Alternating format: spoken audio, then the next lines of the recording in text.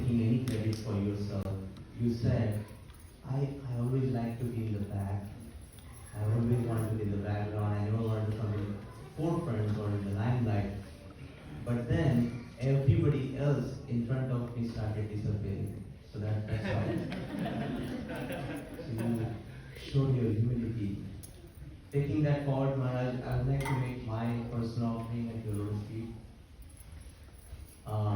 In that connection, I can vividly recall one of your godbrother sannyasis. He mentioned in this particular respect that how Krishna always wants to pull anyone who wants to be in the back. So that's how actually, he also said, how Srila Prabhupada in this context said, Krishna empowers someone who follows three things. So, if I can remember, he said, there are three things that every devotee must endeavor to inculcate in their lives. Number one, I think, is sincerity, there is seriousness, and no ulterior motive. I think you are the embodiment of these three things, and that's how Krishna empowered you and he brought it in forefront. So, it is said in the very culture, as opposed to what we see nowadays, right? In the Western culture, not criticizing Western culture or anything like that, but on the day of birthdays, usually people, they expect the gifts. So Vedic culture is exactly opposite to this. On the birthdays, the tradition or the custom is to offer the gifts to others. So on this particular day, Maharaj, I would like to ask for a few gifts from you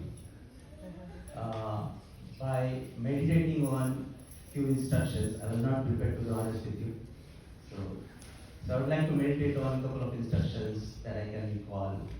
The first one, I remember my senior godbrother, Govinda Prabhu, one time during the Brahmacharya class, he had asked you this question, Maharaj, to what extent, how far one should follow one's authority by practicing one's devotional service.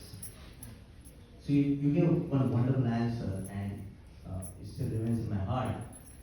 So you replied to Govinda Prabhu that as long as your authority says, or doesn't say two things, rather. He said, number one, that Lord Shiva is supreme, and number two, you are not the spiritual, you are the body. So till that point of time, one should follow one's authority. Of course, any instructions we've been taught by your good self and Srila Prabhupada that one has to take into consideration Desha Kala Patra, time, place, and situation. So this cannot be taken, as a black or white statement. But I was meditating. You said this, but then how vividly you followed this in your own life? When Srila Prabhupada, your Guru Maharaj, instructed you to accept Kirtananda Swami as your authority, you went above and beyond to follow your own authority. Everyone knows.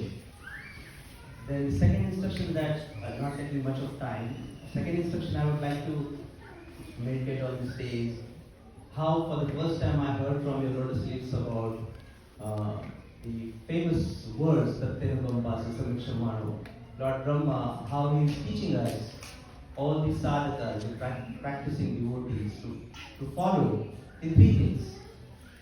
Because all of us, owing to the duality of this material world, we will be going through some ordeals and reversals in our own lives. And we have seen this time and again. So these three instructions that you gave, while speaking about or repeating Lord Brahma's instructions, I'm trying to meditate on those three things. You said, Maharaj, number one, anytime whenever we go through these reversals, we should think that this is my own karma. And number two, you said, Lord is so merciful that he has mercifully discounted my horrible karma. And he said, for example, if I was to lose a limb of mine in an accident, let's say I only got a fracture. So that's how one has to be meditating on this, that my horrible karma has been discounted, number two. And number three, you said a devotee or practicing sadhaka rather has to think that this is a wonderful opportunity for me to take even more intention in this situation.